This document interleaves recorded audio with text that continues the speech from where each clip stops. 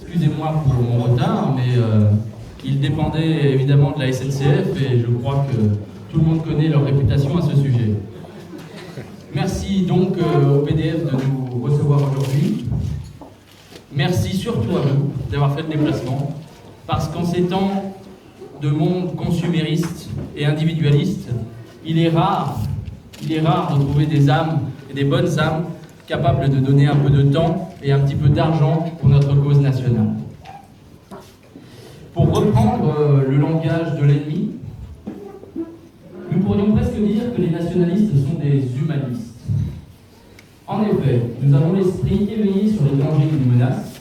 Nous pourrions facilement nous replier, nous préparer à l'effondrement et abandonner le combat national.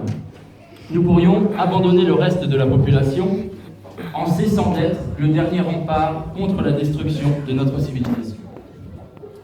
Mais bien au contraire, vous tous ici et nous nationalistes, nous avons pris le difficile engagement de lutter, de faire face, de mettre notre temps et notre argent pour sauver non seulement la France, mais aussi tous les Français.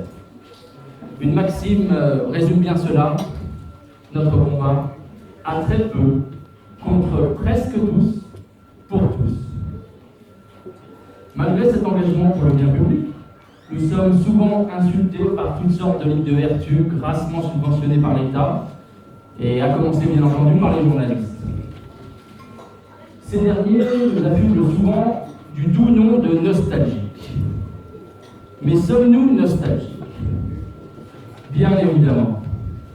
Nous sommes nostalgiques d'une France où l'on pouvait se promener dans nos rues sans risque. Et je parle en venant de la gare du Nord.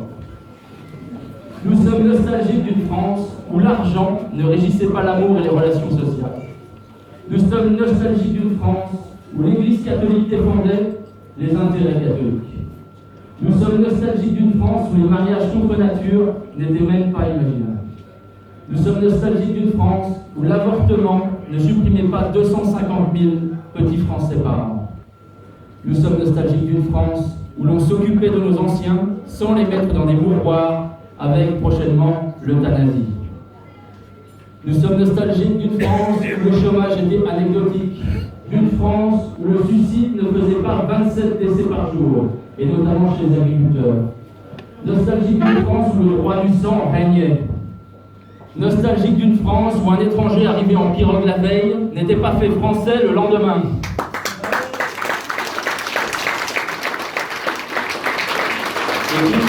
Et toute sa famille, bien entendu, grâce au regroupement familial. Nous sommes nostalgiques d'une France où l'impôt laissait de quoi gagner sa croûte aux travailleurs. Nostalgique d'une France où la liberté d'expression existait, avant les lois Guesso-Pleven.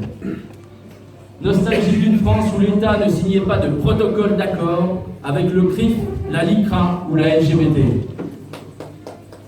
Nostalgique d'une France où nos lois étaient choisies en France et non pas dictées par Bruxelles, Tel Aviv ou Washington.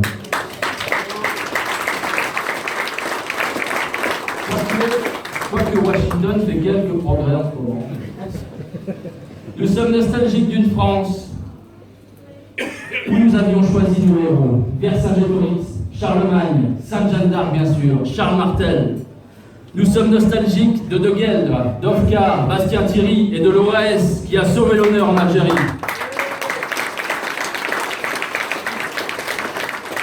Nous sommes évidemment nostalgiques du Front National de Jean-Marie Le Pen. Nous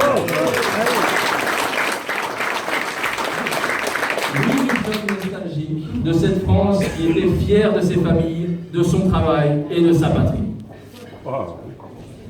Je vous dis à très bientôt dans les combats et je terminerai sur cet ancien slogan du Front National. Avec nous, avant qu'il ne soit trop tard.